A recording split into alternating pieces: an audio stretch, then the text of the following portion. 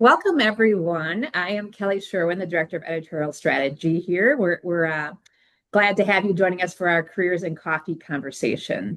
So today's session is called Building Productive Relationships as a Career Strategy. We'll be discussing how communication, trust, and conflict navigation shape day-to-day work and long-term career success in higher education.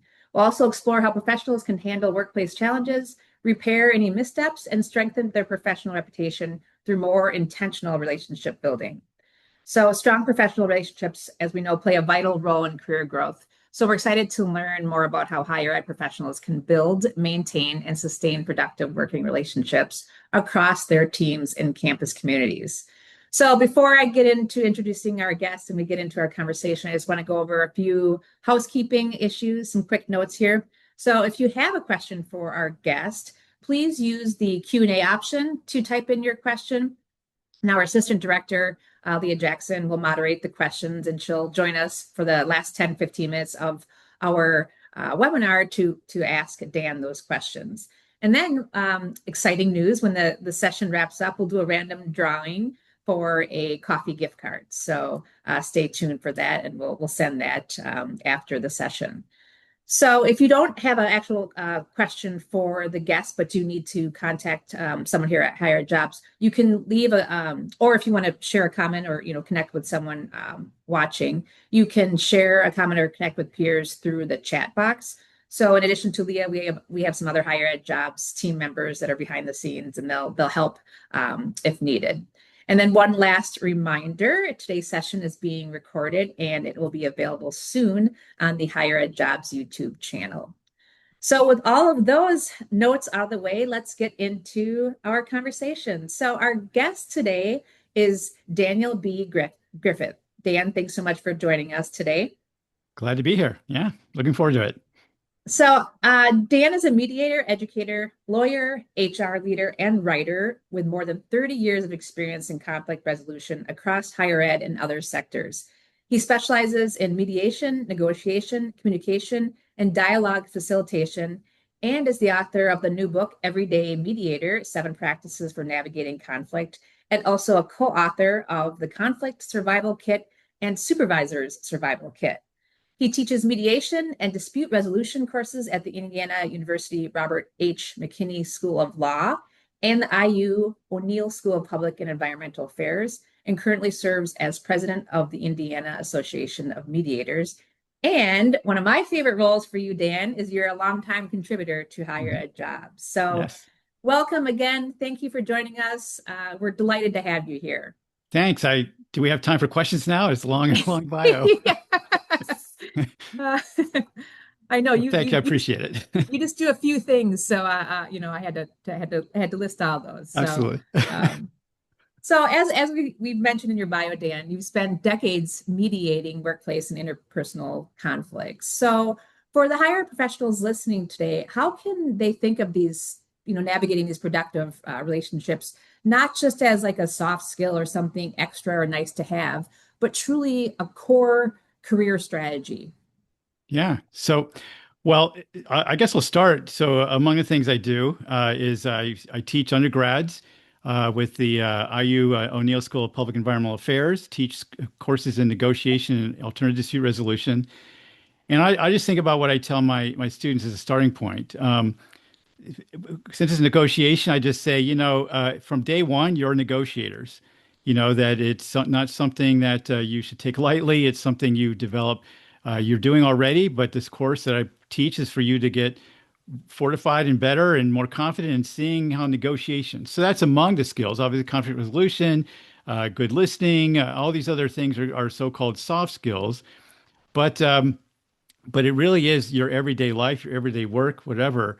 Since you mentioned the book, thank you for that. I think about mediation skills, it's leadership skills, because practically in everyday situations, we have to do this, particularly for a manager, a leader, or another other roles. So I think too often we say soft skills, it's seen as something supplementing what we do, when really the so-called soft skills are the actual work we do.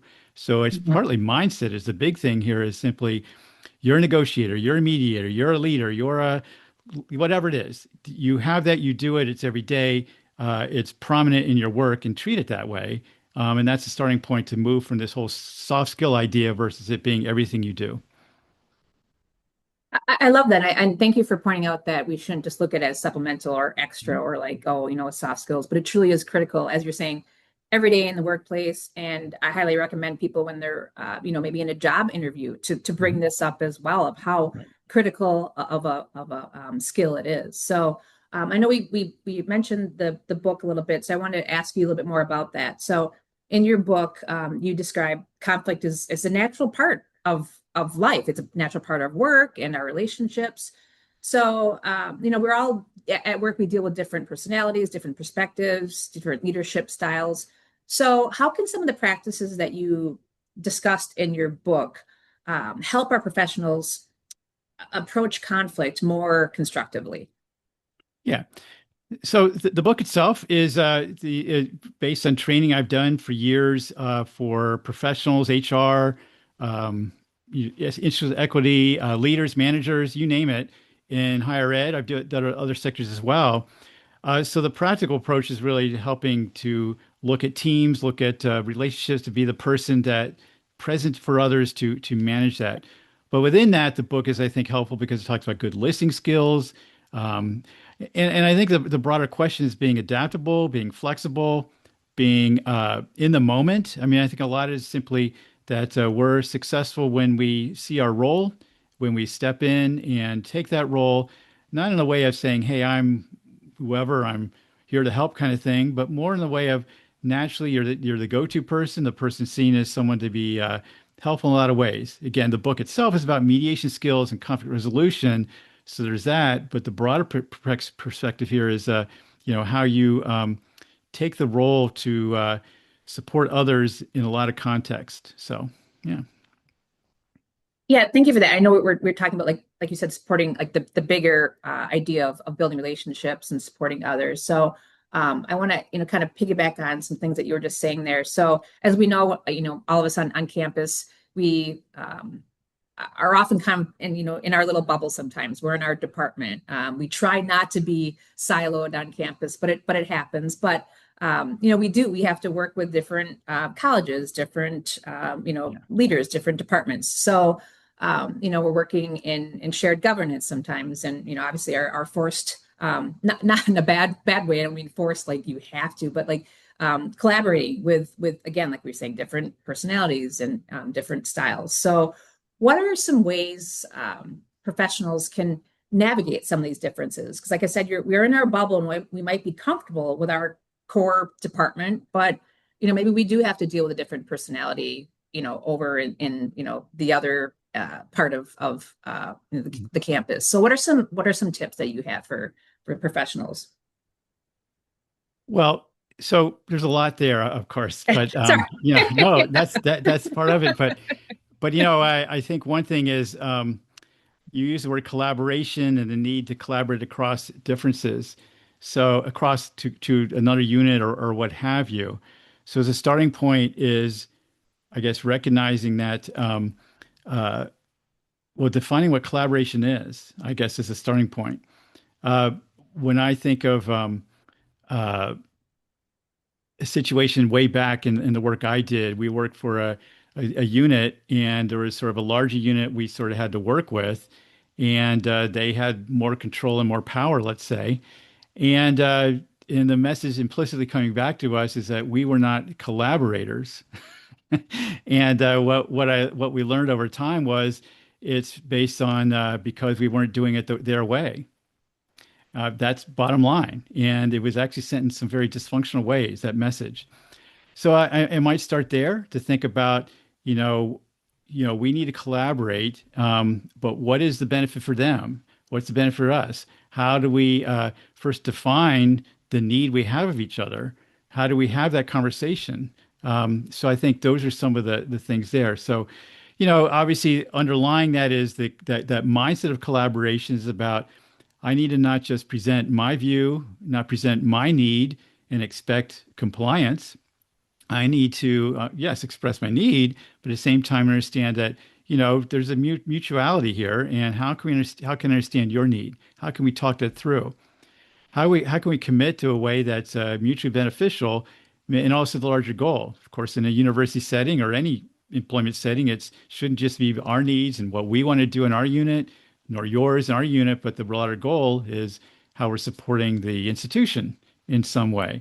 So defining those things are going to be important.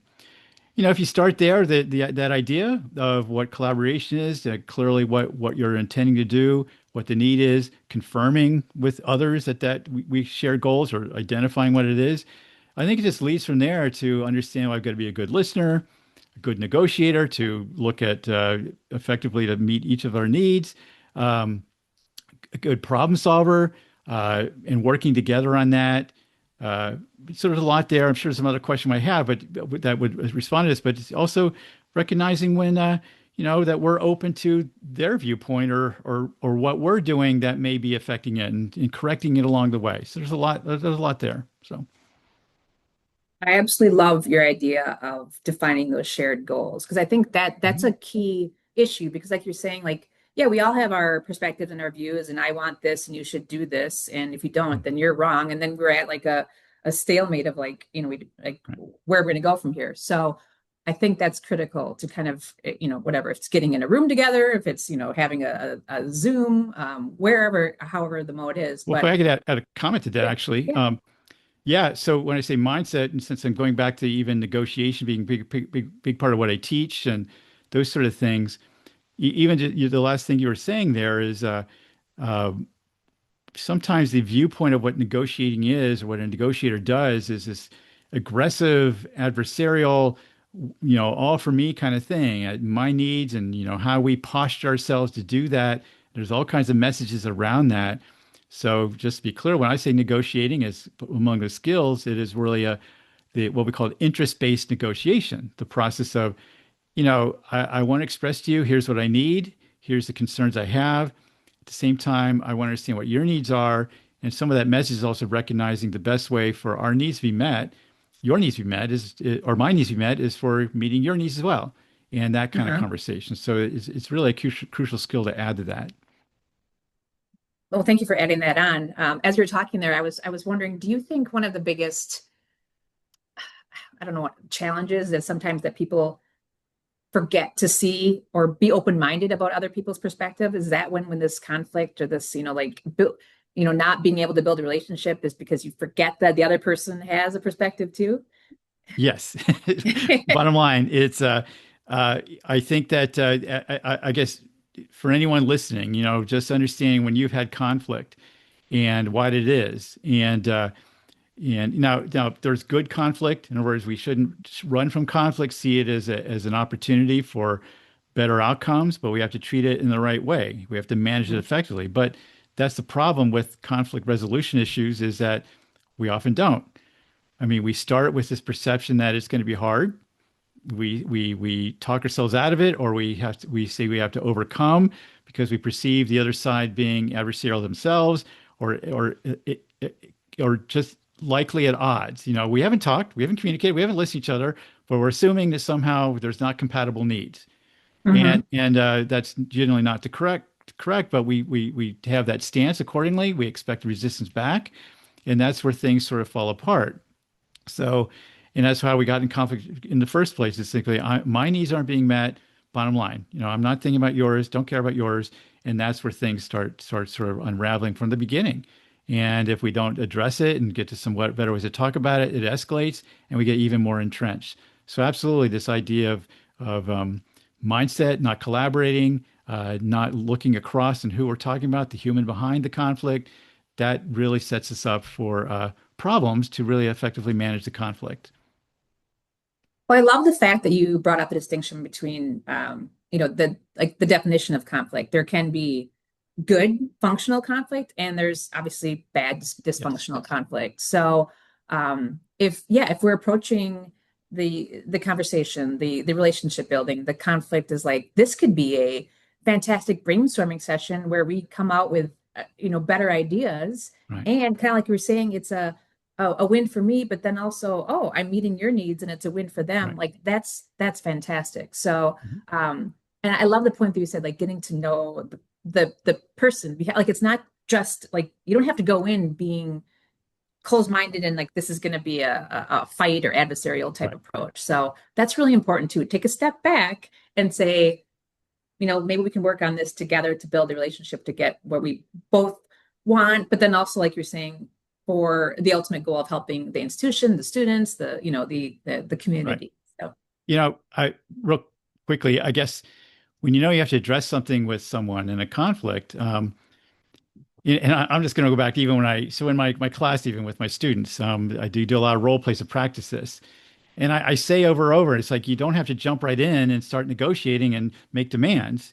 yeah. Spend some time listening and understanding each other. And of course, they don't do that. They're not listening to even me, imagine. But the idea is simply that you can have conversation to address the situation. You could take the time to say, hey, there's an issue we need to talk about. It's important. I know we don't have full agreement on this.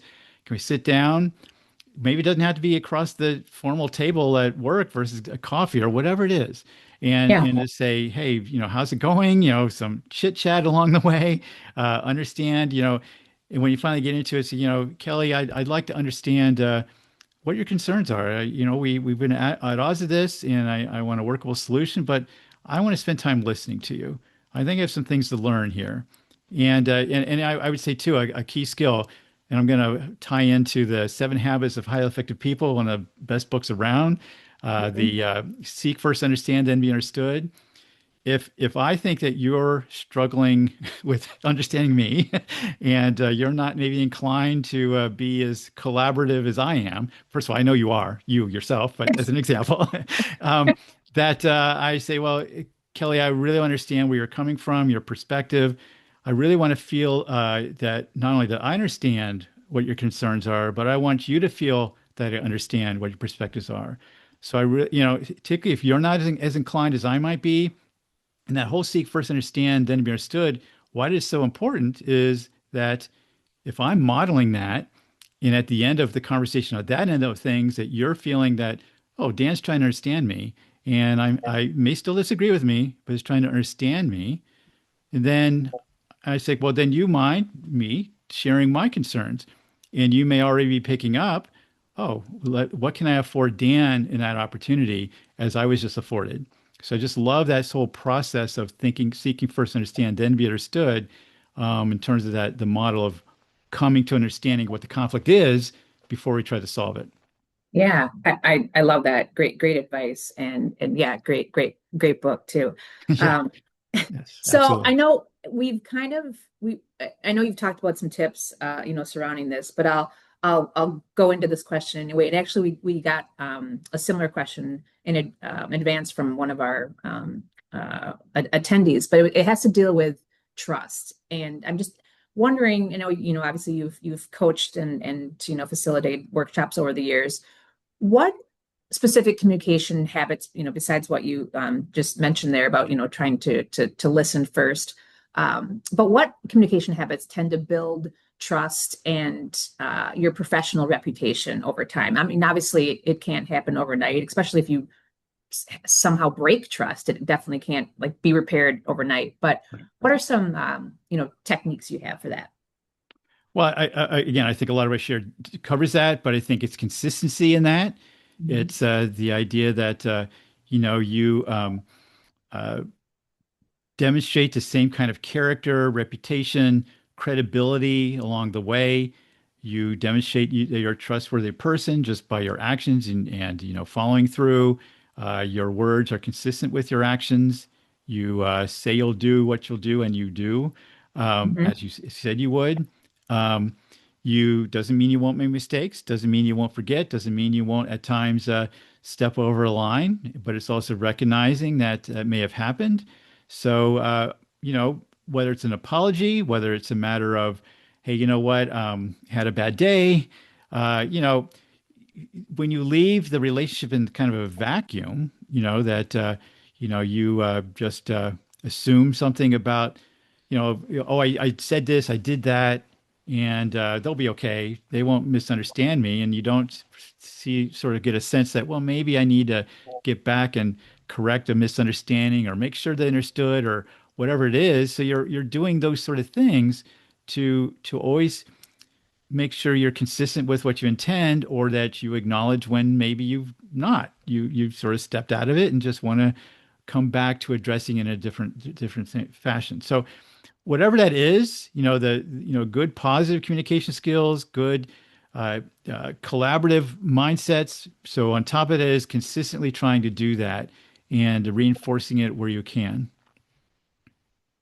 I love your advice about being consistent. I think that's Mhm. so important. I mean, obviously we often, talk about here at Higher Jobs, being authentic, and you Mhm. don't want to, like you were saying, say one thing and then not do it, and you don't want to do it like be a different person around different people or different groups. Right. Like you don't want to suck up to your supervisor, but then be, rude or demeaning to peers or people that report to you. So being authentic, being consistent is great. You kind of touched on like what I was where I was going next, and we're saying that before that, conflicts and misunderstandings happen all the time. I mean, sometimes they could be intentional, sometimes oftentimes they're very like, oh, I didn't mean to say that, I didn't mean to do that, I Right. or like you were saying, like I had a bad day and I took it out on them.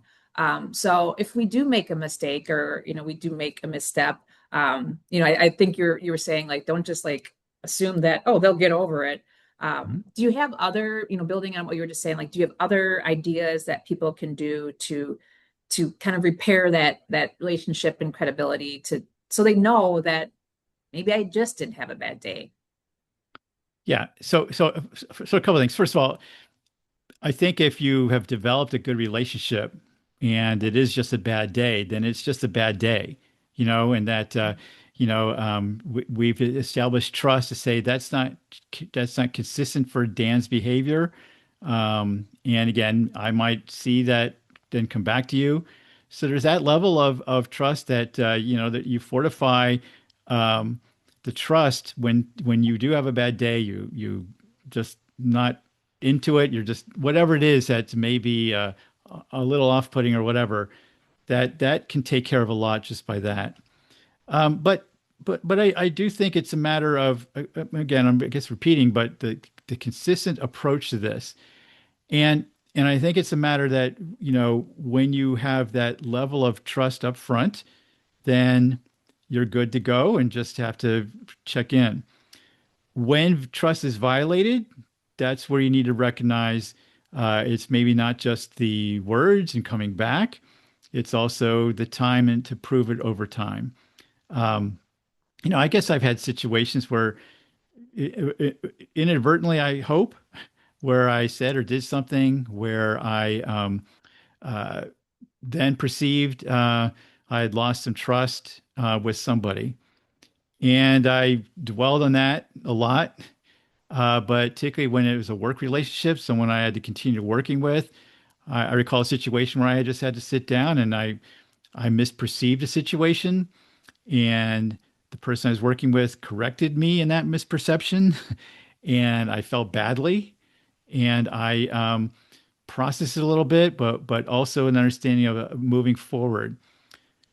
So it wasn't overnight that somehow I had improved that relationship, but it was by consistently doing, as I said, I'm doing, for continuing in that relationship, uh, uh, you know, establishing over time that I'm working hard to not just the relationship, but the work I'm doing, that that I am trustworthy. And it felt not too long after that, the whatever that worry was I had, whatever the situation was, went by the wayside. It was forgotten. So I think it's that kind of relationship repair that we need to focus on and think about, and recognize it's not just going to be words, just saying something. Of course, that's important, but also what we demonstrate beyond that. Um, yeah, those are some thoughts. Thanks. So I want to move in a little bit in a different direction and take out conflict for a little bit, take out Yeah. mistakes or missteps, and think about a person on campus. Maybe they're new to their role, they're new to higher ed, maybe they're not, they've been there for a while. We get these type of questions a lot, from our audience, regarding how do I kind of move up and navigate, move up into a different role or navigate across campus? How do I build relationships with someone who might, be obviously, above me in terms of their role? Sometimes people are getting nervous, or they have, this, the idea that like, oh, I can't talk to them because, I might not say the wrong thing. How can like do you have some practical advice of building relationships with people who, like if you see the president in the elevator, like he or she is just a person, but sometimes it's like, oh, it's intimidating, So Right. do you have ideas of how to build those relationships on campus? Yeah. Well, I guess so. First of all, with the president person in charge, I myself have not always felt, comfortable. Honestly, Indiana University, where I worked for years, retired now, but I, I think at times it's like it felt awkward because it didn't interact with them at all. But I think fundamentally, even those situations, there was a human being there for the most part, maybe exception, but a human being that I'm working with, or that's in charge, someone that it's just another person. So it's easier said than done. So there's that. You don't have to overthink that conversation. Just say hello. Sometimes they'll ask you a question. Sometimes they'll engage with you because, of course, that's sometimes their role. So there's that level. But obviously, I think in the day to day, it's not always the top of the chart that we're engaging with, but just others. When I heard some of your question, I think it's taking if you're thinking about, well, how do I do this to get my next opportunity? How do I do this to be considered for whatever comes next?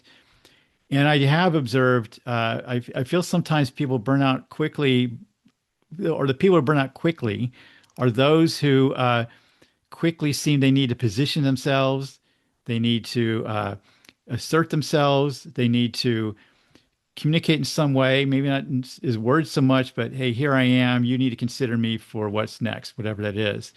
And I just think that's not a good way of doing it. Going back to even prior conversation we've had is simply, what are you demonstrating? What are you showing? What are you doing? How are you, if you have a collaboration, well, there's the opportunity to potentially look at across to some future opportunities because you like the work they're doing, whoever they are, across the campus, whatever.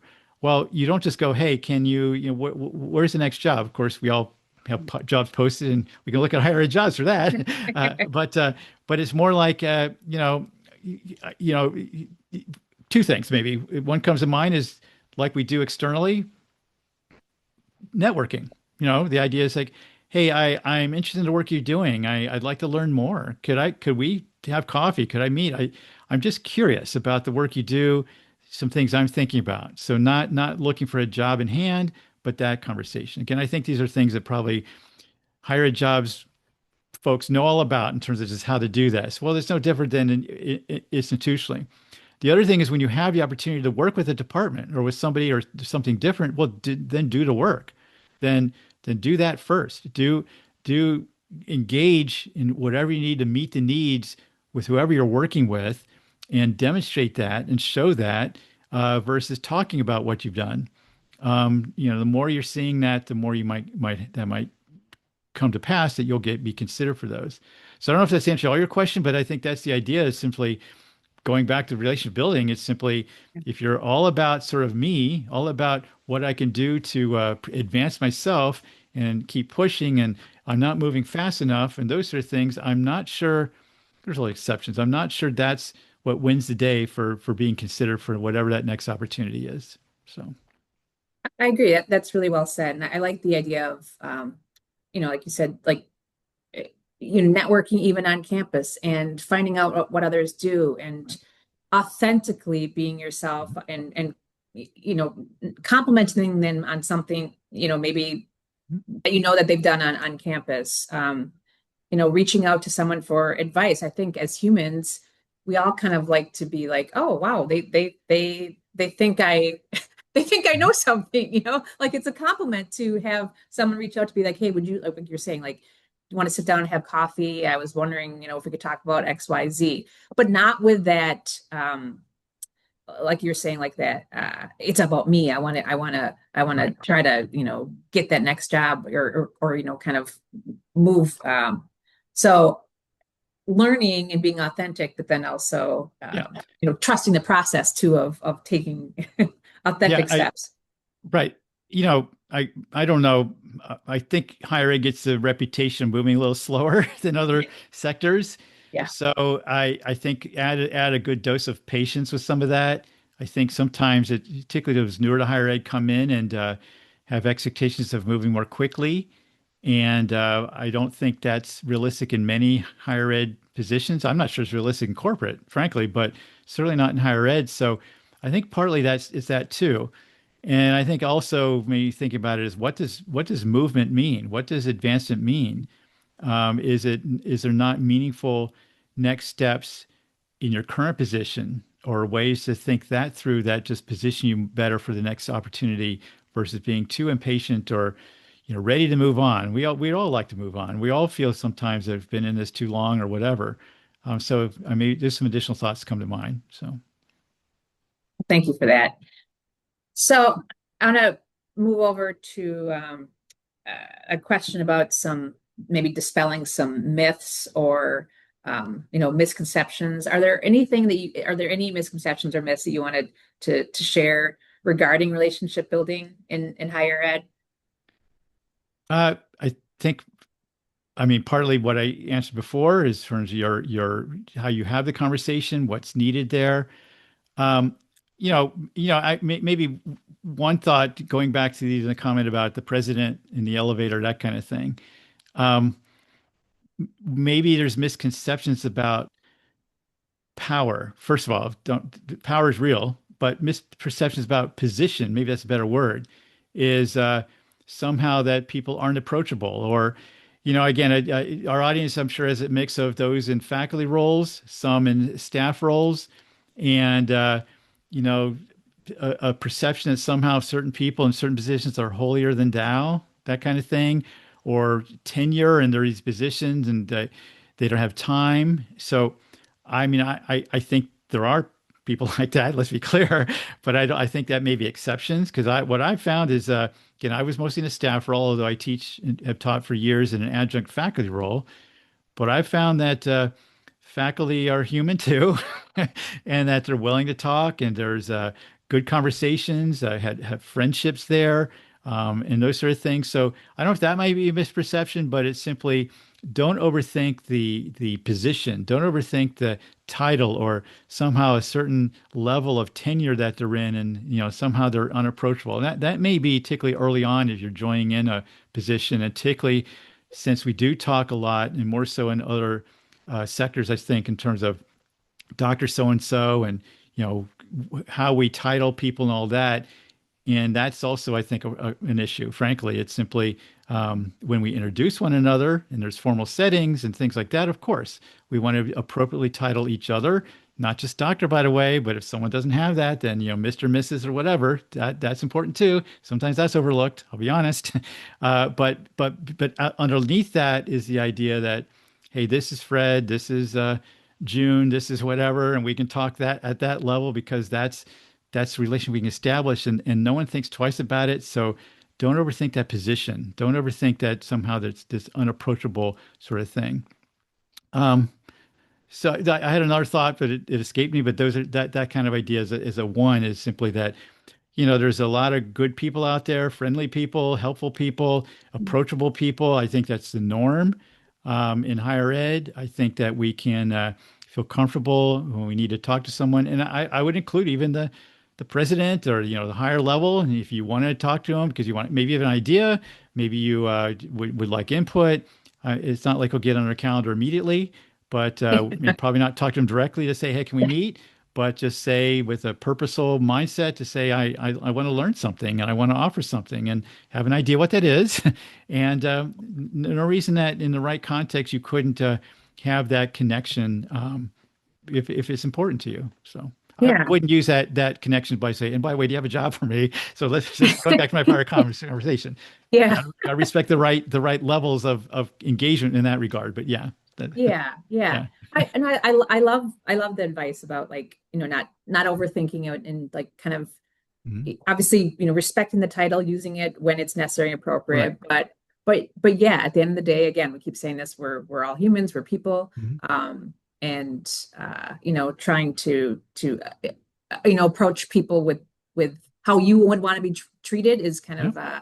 of a good mindset. So yeah, and I know when I was on campus, sometimes faculty didn't want to talk to admin, and admin like we're like, but we can all Right. be friends. We really Right. can. We're all there for the Yeah. same, shared purpose at the end of the day. So like Yeah. you said, there's some fantastic, and most people are fantastic and lovely to interact with. So Well, I'll add to that. I mean, I guess, so I had one to maybe the other comment came to mind was the idea that, again, if you're newer to higher ed, the perception that, whether it's a matter of pay or some other things, like I'm just not getting what I would in corporate or in some other area.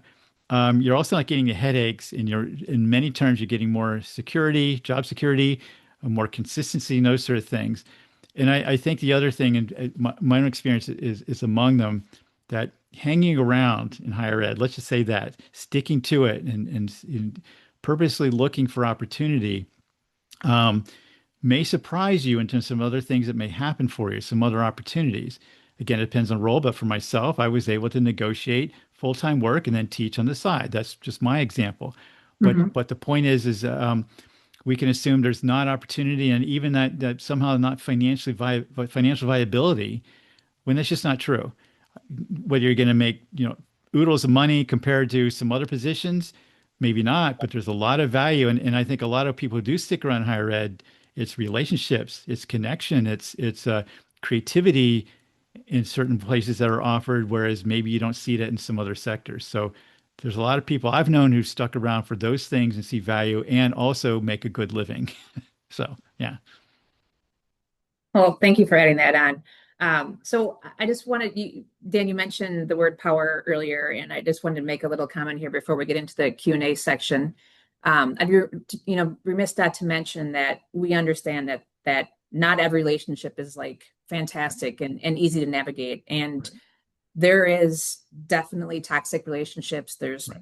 power struggles. There's bullying. Mhm. And I know you've written on Mhm. those topics before for us, and we've linked those in the resource section for people to look at. So check those out from Dan, because I know we could probably have a whole entire another webinar on Absolutely. these toxic and sometimes unhealthy relationships. So I just want to acknowledge that. I want to say that we completely understand that this is a real thing. We're not dismissing it.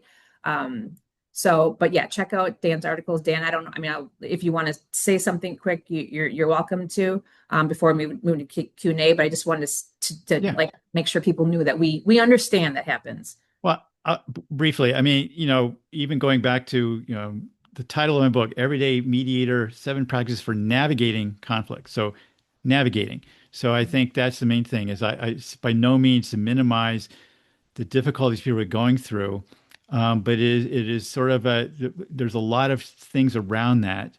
And yes, there's politics, there's care in which how you approach it.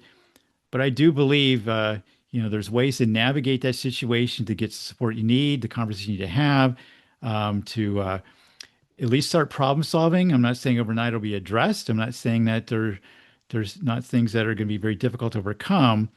But I do feel that, well, let's just say responsible organizations, and I know that itself could be an issue, is just keep have those conversations, find the ways to work around to start addressing concerns. Some organizations have an ombuds, as an example. Whatever it is, I do believe there's solutions out there. And long term, if not, if it's really a dysfunctional organization, broadly stated, we need to also recognize that and Yeah. find our way, find the right exit strategy. So I'll leave it at that.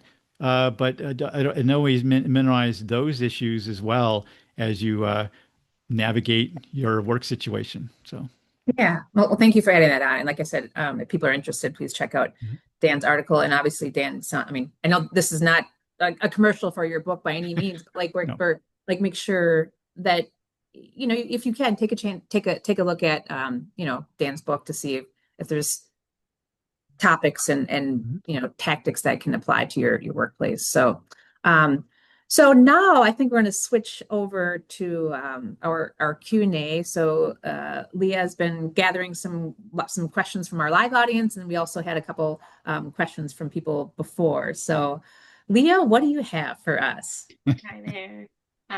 Thank you, Kelly. We've got several listener questions, so we'll see what we can get through before the end here. So Dan, I'll start right away with this one. We've talked a lot about how we as professionals can build healthy relationships, navigate workplace dynamics, and approach our careers with confidence. Someone is asking about how we can help students do that as well. Yeah, so again, I'm fortunate to teach students. So again, so years of working with staff, but at the same time doing adjunct teaching. Even though I retired full time, I continue to teach at IU as an adjunct. Uh, so um, so I'll go back to particularly my teaching my undergrads. And I teach graduate level too, but particularly undergrads, I think about it, is simply going back to my earlier comments, is simply reinforce that the skills you're learning are practical skills, things that you can build on, things that you innately do, but we're just giving some more structure to that. So the more you make them realize that these skills and this development is important and why it matters and why it's not just, again, for a class environment, not just to get a grade, but to translate to career, to the future. So, I mean, I think that the more we can, it's not just negotiation or other skills of what we do, but the more we have opportunities to share those skills and develop those skills in students and maybe modeling ourselves, depending on what kind of role we're talking about in terms of supporting students, the more we're helping them see what success can be and how they can achieve it. Maybe it's the right models of that. So when I think negotiation, you heard me talk about earlier, it's not about an adversarial approach, but a collaborative approach. Maybe the other thing is, again, I don't know the basis of the question where it may be coming from, but of course, the other thing is where we are employing students in our offices. So, that's the best opportunity to develop students and also support their academic achievement because they're in the work and then they're also learning. Well, show them the ropes of the work, show them why it matters. I mean, again, I think one thing is students have misconceptions perhaps about what day-to-day work is. And just it can be a grind, but it's also can be enlightening and learning and those sort of things. So what can we do just day to day to show here's the work, being transparent, not hiding things from them in terms of, how to get the work done.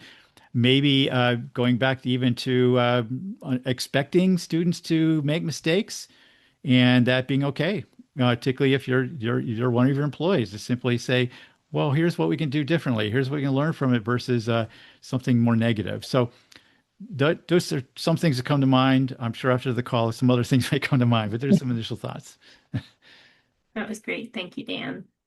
Moving on to our next question.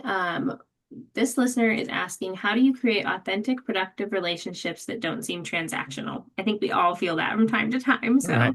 you can shed some light on that. Well, if you're, I think of this, we don't use this term too much anymore, but it used to be in supervisor training. We used the word of like producing widgets. That the idea of the job is making widgets, whatever a widget is. And so if we treat the job that all it is about whatever those widgets are, and whereas here's my job, here's what I do, and working with someone that on the same team, here's what I expect them to do.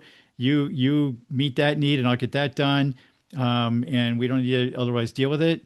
That's transactional. That's just if that's how we see the job. Now, there's a lot here, by the way. Obviously, it's what we see, but of course, if leadership creates that environment, that in itself is a problem.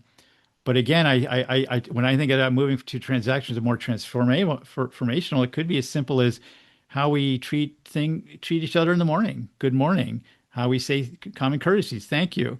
How we just take a few minutes to talk about how their day was if they're open to it, or talk about how their evening was, or what they did over the weekend. Um, And from a leadership standpoint, it's not just here, do this, but here, do this, and here's why that matters. Oh, and by the way, I have another opportunity for you to do, which is beyond just this work, but I want to encourage you to think about this other project. You're the right person for it. Let me know I can help you. So again, all the conversations we need to have about the work, why it matters, about how we work as a team, moves it to less transactional work. By the way, even if some of our work in and of itself is transactional, some of us have to do a lot of forms and always on the computer, things like that. That's very transactional work. Doesn't mean it has to be a transactional workplace, I guess. So I love that, Dan. I think, really getting to know the people that you're working with and treating mhm, them like a person first as opposed to right. just a colleague. That's great.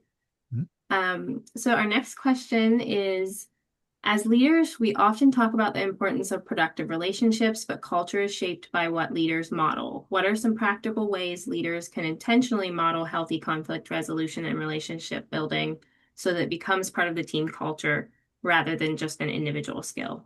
Yeah. So in all the work I've done, I mean, one reason I've kept employed, I guess, is because many leaders didn't have the right mindset skills or what have you. And so they'd come to me to help work this out. And of course, I see conflict resolution in terms of helping solve those issues, whether it's mediation or other kind of conflict resolution processes. It's not just resolving today's problem, it's what we can learn from resolving today's problem for the future. So, so among the things that I see leaders, the deficits, I suppose, is not wanting to engage conflict, not wanting to avoid it. Again, it's a significant leadership skill is to manage conflict, but a lot of them avoid it. So if they come to me, I'm going to say, okay, help you. We'll do some coaching. We fortify you with some skills, whatever. But you in the future will need to think about how you approach this. So that's one. Is that I think another thing is how we look at team, how we send the message that, by the way, we should say we have conflict in this team. Say it to the people we're hiring. We have confidence team. That doesn't mean it's a negative. It's simply, but we manage conflict in a way that we can talk it through. We maintain respect. I insist on it. It's something that I try to model for the team, something I see with us do in team meetings all the time. And when I say we have conflict, it's because we embrace that as a matter of looking at strong disagreements, allowing strong disagreements, talking it through thoroughly, and then moving to finding solutions that hopefully encompass the best of all of us. So again, this idea of that team leader and all that. A final comment there is to recognize, and it is, when I think perhaps when some people think about conflict and unmanaged conflict, they may think in terms of what people are, shouting at each other and strenuous argumentation. Of course, that happens. What I think we're more in danger of is not raising conflict at all, is suppressing it. And you could look in a team meeting where it's like no one speaks up, no one argues, no one has a voice, and there you have a leadership problem that needs to flip that switch and say, we need to bring it up, and we need to create the right environment so people can bring it up. And again, that's a lot on the shoulders of the leader, but it's also what they need to think about, how they need to develop themselves. And of course, another deficit is leaders come into those roles without leadership training. So finding that training so they can come back and handle conflict and many other things more effectively. Thanks, Dan. I think this topic is resonating with people because we've gotten a couple of questions Okay. now related to leaders. So I might throw a couple of these in quick. We have a question about, do you have suggestions for a leader that doesn't want employee feedback? I know that's probably a big one. I Um, do. And interesting. So it's not uncommon. Uh, well, again, going back to my previous comment, it's simply what is a leader? What are you hired to do? And so if I could talk to that leader, it'd be, I'm not sure anyone likes feedback, but it is part of what we all expect. And honestly, if in work environment, we're the leader, we're the supervisor, we're the manager, and if we're expected to give feedback and we're doing that feedback, then is it not fair to receive feedback in return? Um, I mean, in all fairness, though, I would say it's also how we look at feedback, how we handle feedback. So I might wonder about this leader in terms of some maybe legitimate reasons why they're hesitant because of experience. I mean, I can imagine leaders having their own experience of negative feedback and therefore they're reluctant even to give feedback to others, other than the most positive and not finding a way to appropriately bring up less positive information while still being supportive. So there's a lot of modeling they haven't received. So I may be a little bit empathetic to that situation if they're not understanding what the purpose of feedback is, what those experiences are, and I guess the question is whether or not that leader can go to the appropriate source. You know, maybe it's a professional development, organization development, and whatever human resources department within the school, whatever it is, to be able to freely talk about, here's some things I'm going through, and I know I need a more effective leader. I just need some guidance, and I'm not sure we're handling how we evaluate things appropriately. I can't fairly evaluate when I'm feeling as I do, and the culture we have. How can we change that? So I want to be a little empathetic as well as um, asking that leader to really think about the need to get feedback and to be accepting of it. So, Can I just build on that a little bit? So, and this might be a hard question to answer, but maybe a leader doesn't recognize they need guidance. right. So for those team members that are like, I don't feel comfortable talking to him or her, I can't bring Yeah. anything up, or and this could probably a whole nother webinar, but like I know you mentioned the ombudsman person on campus. Do do they like are there immediate channels, I guess an employee could go, like, do they talk to HR? Like, I don't want to say just Yes. run and quit, but like, I'm sure some people are feeling like, stuck because they might love their job and love the, community, but just like have a hard time communicating with their boss. So in terms of what an employee can do is you know, I think we need to have an HR is one, but not just ombuds or other units that we have on campus. So helping employees be successful. I'm thinking even it could be employee assistance, other avenues. But the mindset's like, I'm not sure how to navigate the situation. I've got a boss who's not open. I need to talk to him, and I need to find a way to do it without getting myself in trouble. So it's those kind of conversations. So I would say one though is recognizing that if there's a problem we're having, we need to confront the person with whom we're having that problem. But I think we don't think about how to do that effectively. So I'm not going to excuse that employee who needs to mention to their supervisor that, hey, I need feedback or here's what I'm seeing. But I will say that there's appropriate approach to do that. Hopefully, there's good coaching that someone could get to do that. Again, throwing out book titles, but one I use a lot or talk about a lot is called Crucial Conversations, Tools for Talking When Stakes Are High. But the models of confronting in a way that minimizes that defensiveness. So the bottom line is if we all need to develop the skills to approach the troubles we're having with somebody else, but we can do it in a way that doesn't have to be overly negative, that can manage defensiveness, and can make it a professional conversation versus a venting session or a shutdown kind of thing where we're not getting anywhere. There's skills to learn, not overnight, but there's ways to approach these things. Thank you, Dan. That book was called Crucial Conversations. Crucial Conversations, Okay. Tools for Talking When Stakes Are High.